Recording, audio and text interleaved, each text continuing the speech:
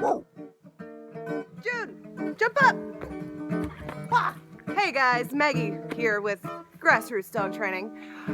I'm finally going to go ahead and start my leash handling series, which I'm really stoked about. There's been a lot of questions about leash handling and training, heel work, and dogs that pull on leash. Not just pull, but I'm talking like pull on leash. There's a ton of different methods out there. So I'm here to offer you guys a little bit of an alternative.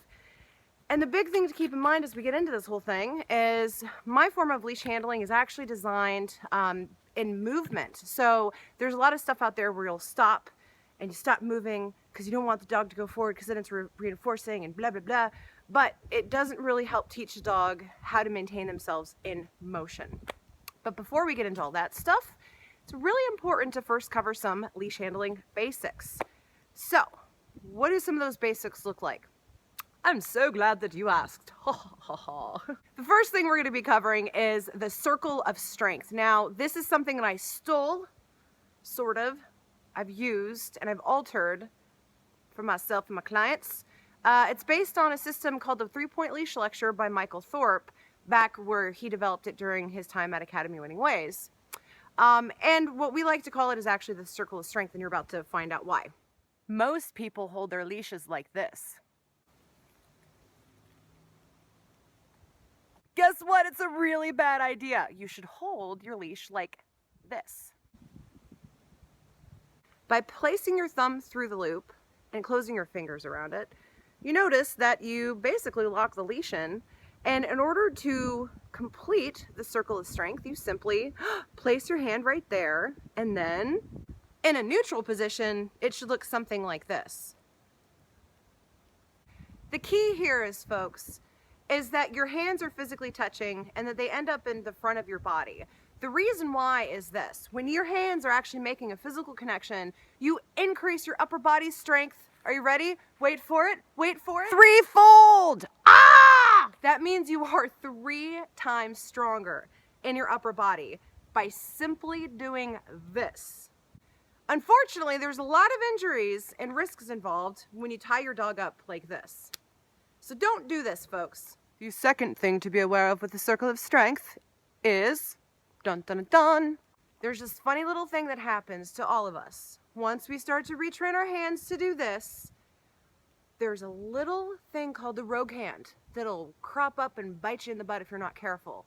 And it will, as a matter of fact, if you're not aware of it. So listen up.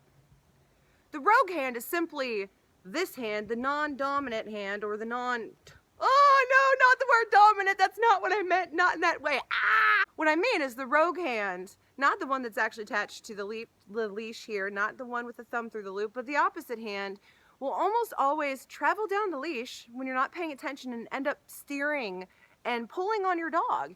Even if your intention is not actually to stiffen up and pull back on them, we have what's called an opposition reflex, and so that's definitely going to kick in here if you're not careful of this rogue hand. So another reason to get into the habit of this being your default, it will prevent this rogue hand from trailing off and controlling your dog instead of your dog controlling themselves, because ultimately that's what we want, right?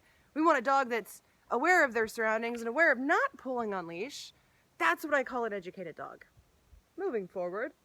And finally, last but definitely not least, how the hell do you gather your leash?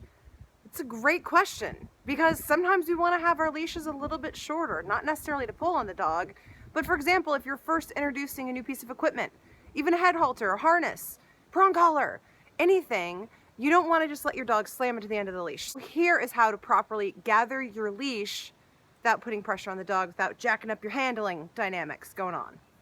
So here I am in my neutral position, the circle of strength. In order to gather my leash without letting my rogue hand take off and have a life of its own, what you're going to do is you're going to take your leash loop hand, the one whose your little cute little thumb is through the leash there, and you pull the slack. Bam! And you always regather to have your hands touching the leash running through like so. It's really that easy, but it is a matter of redeveloping your muscle memory. Everybody has habits on leash, whether or not you're aware of them, and so it's going to take a little bit of time for you to really figure this out, but I'm going to run you guys through it again. So, thumb through the loop, hands touching, making your circle of strength. If you want to be able to gather your leash, you're going to pull. Notice the rogue hand there doesn't move at all. You're going to pull your leash through, and if you want to gather even more, you do it again, right?